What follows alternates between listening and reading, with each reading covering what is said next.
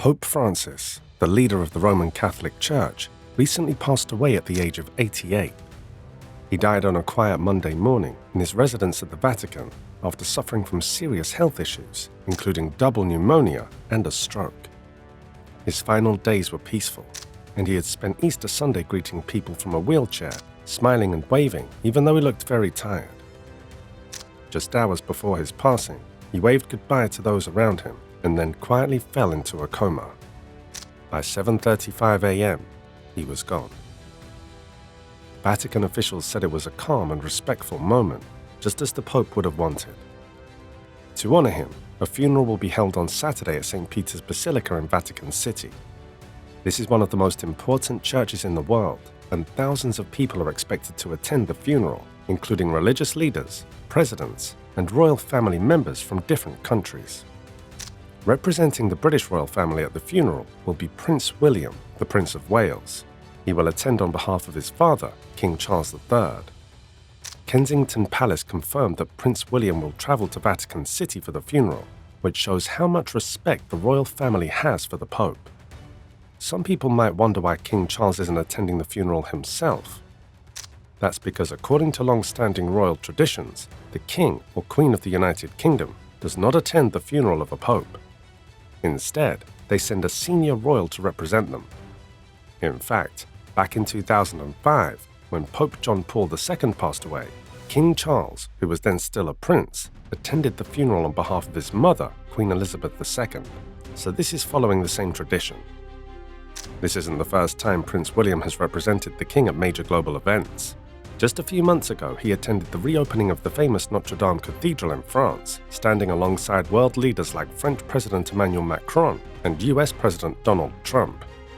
Now, attending Pope Francis' funeral is another big moment for William as he continues to take on more royal duties as future king. Pope Francis was not just a religious figure, he was deeply respected around the world.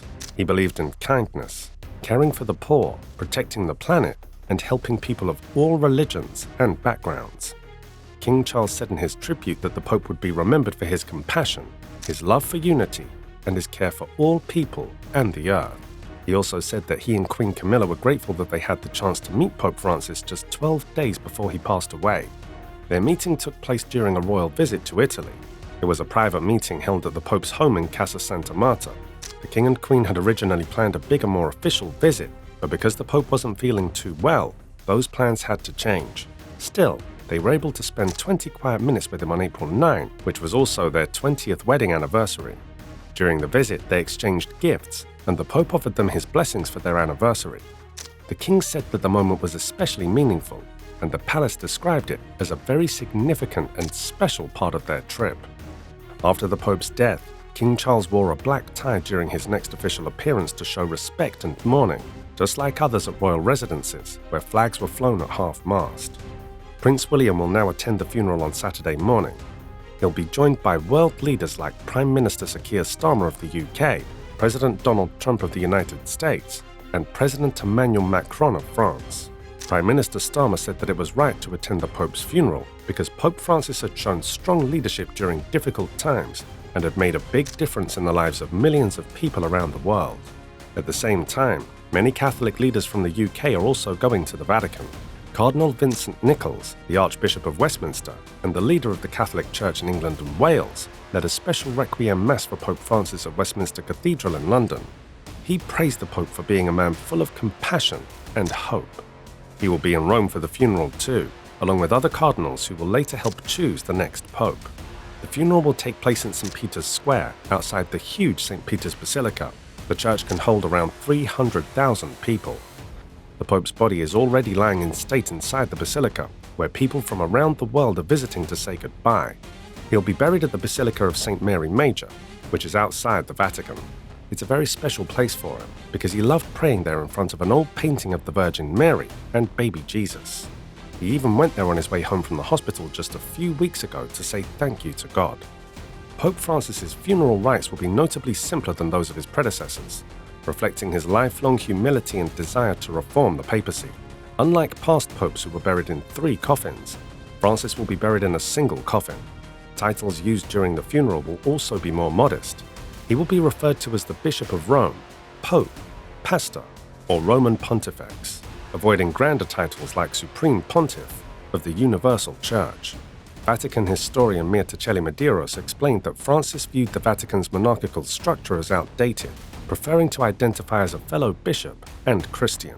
Archbishop Diego Rovelli, head of papal liturgical ceremonies, said these changes were requested by Francis himself to reflect his identity as a servant of Christ, not a worldly figure of power.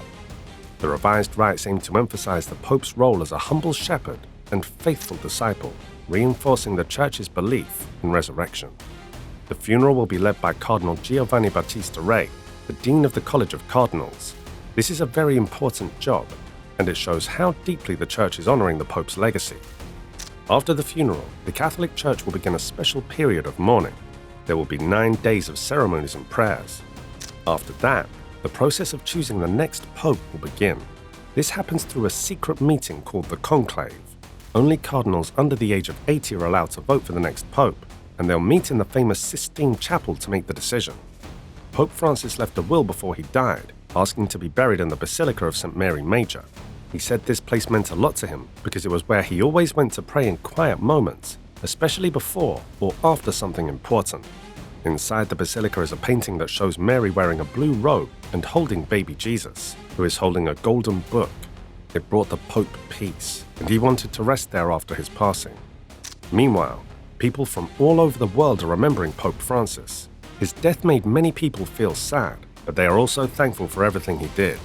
He led the Church for more than a decade, and he brought messages of peace, love, and kindness everywhere he went. He believed in helping the poor, healing the planet, and bringing people together no matter what their religion or background was. As Prince William prepares to attend the funeral, many are calling this another big moment in his royal journey. He's stepping up more and more as the future king and representing the British royal family with honor. Though he never met Pope Francis himself, attending the funeral on behalf of his father is a powerful way to show respect for someone who touched millions of lives. Even though this is a sad moment, it's also a time to celebrate the life of someone who truly made the world a better place. Pope Francis showed what it means to live with heart, to care deeply about others, and to stay kind no matter how hard the world gets. And just like that, one era ends and another begins.